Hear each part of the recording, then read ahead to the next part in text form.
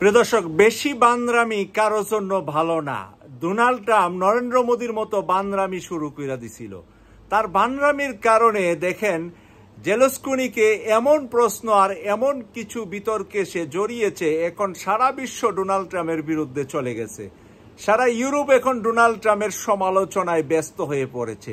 Europe আর America এখন দুই ভাগে ভাগ হয়ে যাচ্ছে। ইউরোপের রাজনীতিবিদরা তাকে অজ্ঞ মূর্খ মনে করছে। একজন অজ্ঞ মূর্খ ছাড়া এভাবে আরেক দেশের রাষ্ট্রপ্রধানকে নিয়ে তার অফিসে হোয়াইট হাউসে এভাবে অপমান করতে পারে না। এক সাংবাদিক জেলস্কুনিকে জিজ্ঞেস করছে, ইউক্রেনের প্রেসিডেন্ট সে, তাকে জিজ্ঞেস করছে আপনি জামাটা এরকম পরলেন কেন? হোয়াইট হাউসের নিয়ম তো শুটকুট পরা। আরে বাবা, সে শুটকুট পরবে কোত্থেকে? তার দেশে চলতেছে যুদ্ধ, তার দেশের মানুষ রক্তপাত জীবন দিচ্ছে, সে যুদ্ধের ময়দান থেকে এসেছে। সে কি এখন পোশাক আশাক পরে ফুটানি করার টাইম? এখন সবসময় কি পোশাক পরা যায় নাকি?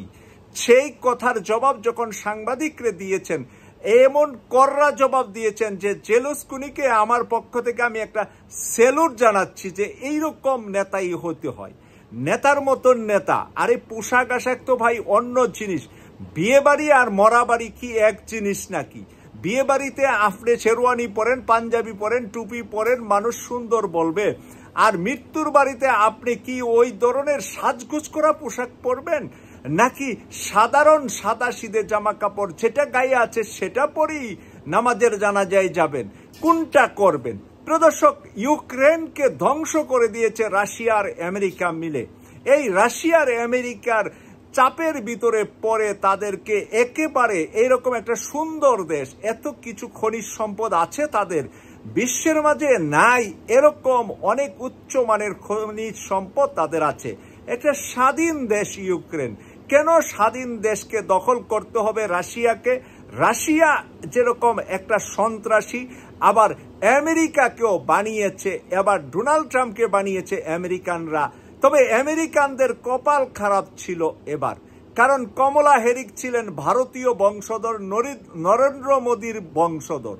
এখন আমেরিকানরা কোথায় যাবে? ভারতীয়কে ভোট দিবে না আমেরিকানকে ভোট দিবে?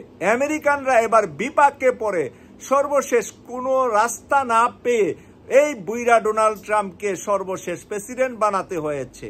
যদি জো বাইডেন ভুল না করতেন, আগের থেকে তার দল থেকে একজন ইয়াং আমেরিকানকে প্রার্থী দিতেন, তাহলে কিন্তু আজকের আমেরিকার ঘটনা এরকম ঘটে না, হোয়াইট হাউস এরকম অসম্মানিত হয় না। এখন বিশ্বের কাছে হোয়াইট হাউসটা একটা অসম্মানের জায়গা হয়ে দাঁড়িয়েছে বলে আমি মনে করছি। আপনারা কি মনে করছেন কমেন্টস করে লিখবেন। এই প্রত্যাশা করছি। আমি সৈয়দ মাসুক, লন্ডন থেকে। আল্লাহ হাফেজ।